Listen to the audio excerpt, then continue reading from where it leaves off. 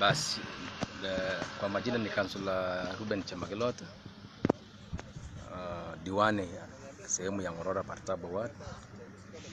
Na leo nataka nizungumzie jinsi vile mambo yalivyoenda, jinsi vile wenzetu viongozi walivyojieleza hivi majuzi. Ni jambo la busara kuelewana na kusema mambo ambayo yataweza kuleta mafanikio na mazingira yenye busara kwa ajili ya taifa letu. Mimi kiongozi nina mwito wa kupeana mawaidha na kupeana masuala ambayo yanaweza kuleta tu umoja kwa taifa hili. Jambo la kwanza, wale wenzetu ambao waliongea, walikuwa na haki ya kusema, lakini kidogo kufika kiwango cha kunena kuhusu mama ya mtu ama hapo, nafikiri haingestahili kuwa namna hiyo. Ingawaje tuko na ile uchungu, lakini uchungu za zingine lazima tuweze let us control ourselves.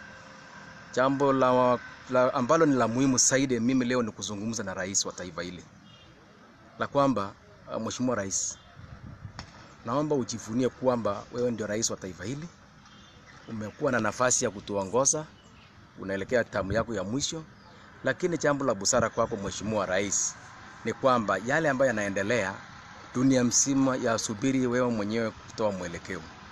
Na naomba wewe mwenyewe usikubali na usipie nafasi nchi yetu ikafika kiwango ambacho tunajichokosa kiwango hii.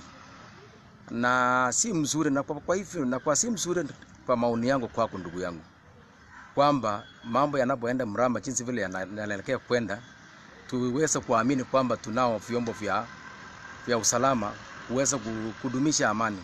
Mimi mwenyewe kwa maoni yangu nasema kwamba polisi na hao wengine si jambo ambalo litaweza suluhisho nchi hii. Suluhisho la nchi ni wananchi na viongozi kuzungumza, kuelewana. Kwa sababu hata mimi mwenyewe sijafurahishwa jinsi vile wenzangu, ingawaje na waheshimu, waliponena kuhusu mama ya Uhuru. Sisi wanaume wacha tujistumu wenyewe, wacha tuingiliane wenyewe, tusifike kwa nyumba. Lakini kwa vyote vile, nakumbuka hata wakati ule mwingine kina Murate, kina Atwole, jinsi vile walikuwa wakizungumza vibaya kuhusu deputy president, naibu wako ambao tulichukua nafasi kukuchagua wewe mwenyewe na naibu wako. Mimi mwenyewe naweza kusema kibinafsi ya kwamba ilinichukua mawazo yangu na akili zangu na nguvu zangu kutembea na kushawishi Wakenya wenzangu ambao niliweza kuwafikia kukubali kukupa nafasi ya muhula ya pili, kwanza ile ya kwanza na hii ya pili.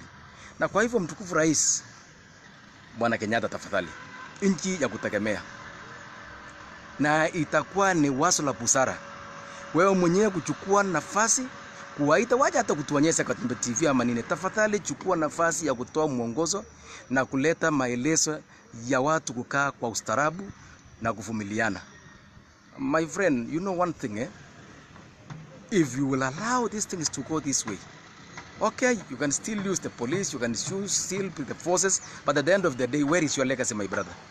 Can you sit down and think about how you are going to handle each and every individual? Because sometimes you also need to feel and consider that such kind of bitterness, that how does it come that a whole leader who supported you comes out this time round to bitterly talk about you and abuse you to that extent. Just create time to reason and become, as much as you talk very well when you're over the TV, I want you to apply the same, especially in boardrooms, by calling your old friends. It will never give you legacy if this country is going to go this way.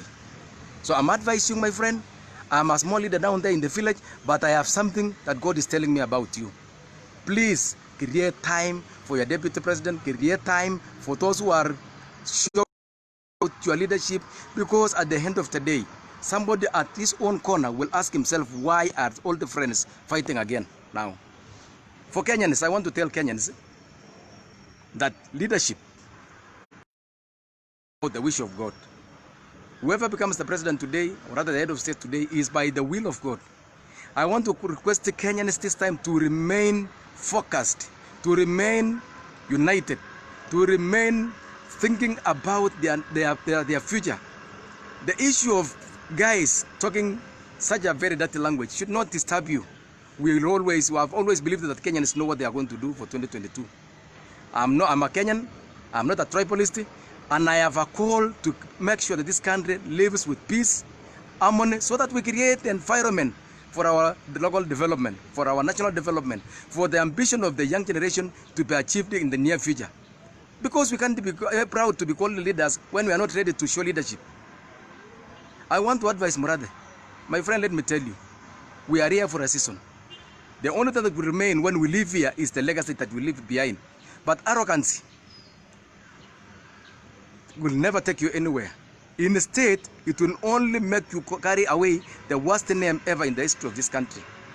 Atwal Mzee, please. I always believe in leadership with experience to be the most sober leadership ever expected by all of us. Why should somebody of that age talk arrogantly? You want to tell us that we don't know that the deputy president was elected for the president? Whom do you want to tell? We are not visitors. We participated. We saw what happened. Why are you arrogant today about the deputy president? This is a friend who was elected with the friend we are talking about. If Uri is your friend, learn to be a friend with the deputy president. I am happy with the deputy president when he responded quickly about how the MP Murwadigir talked and Mr. Sudi. We will have the support, we will always be supporters of the deputy president. But when it comes to individual talk, we will not be together with such kind of friends. Because we are always focused, the way the deputy president is focused. He has shown way that he is willing to lead this country soberly, with harmony, with the ambition to create a better environment for our development. Let us not. You know, we are all men and we have our right of talk. If you think you can blow a whistle in any way, not knowing the repercussion, please go slowly. So I am praying my God to keep Kenyans together, because I know the Kikuyus and the Kalenjins for the first time are together. Why should somebody want, or rather wish us to break our relationship that we have today? We are also encouraging each and every other tribe in this nation that let us be tribes when dealing with our social issues, but dealing with national government issues, our national interests, let us be one as a nation. I will not reiterate my position. I will always remain steadfast to advise the president. Let him listen to what I'm telling him.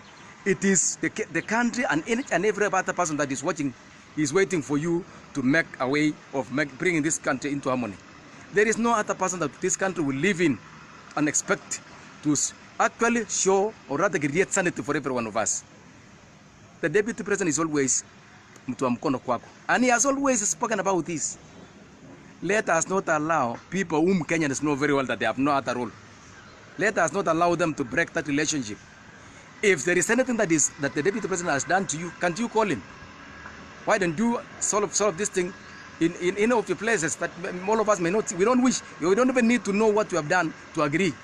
But it is good you agree and take the country further before the end of your term, so that you leave behind legacy. And I want to tell you, my friend, there is no legacy where there are crumbles.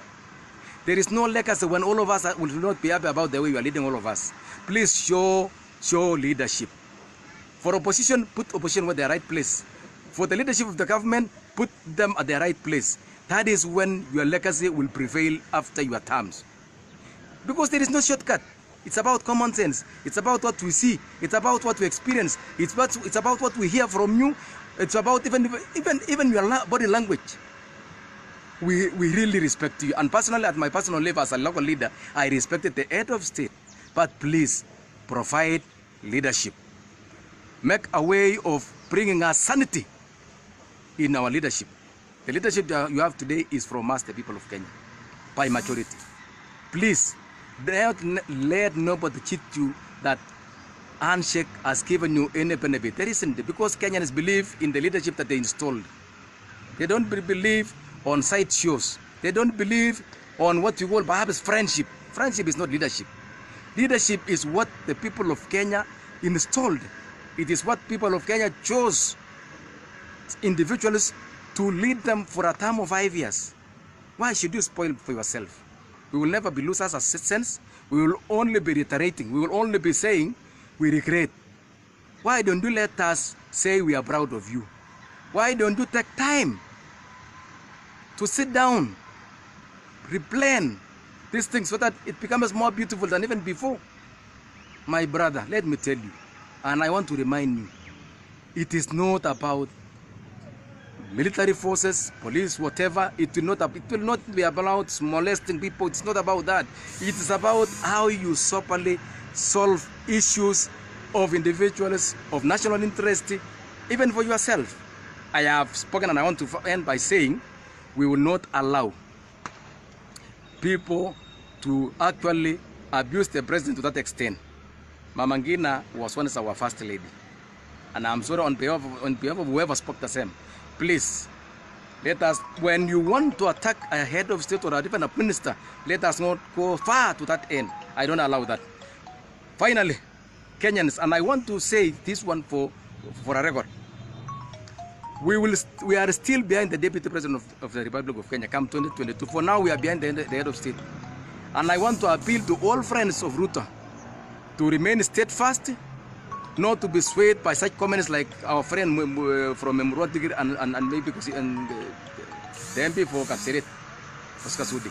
Let us talk, let us maintain our friendship, let us maintain our support for the Deputy President, because we are always focused and we want to rest our hopes in this guy, because the ambition is he's showing simply tells us that he is able to make this country a better place after President Uhuru Kenyatta.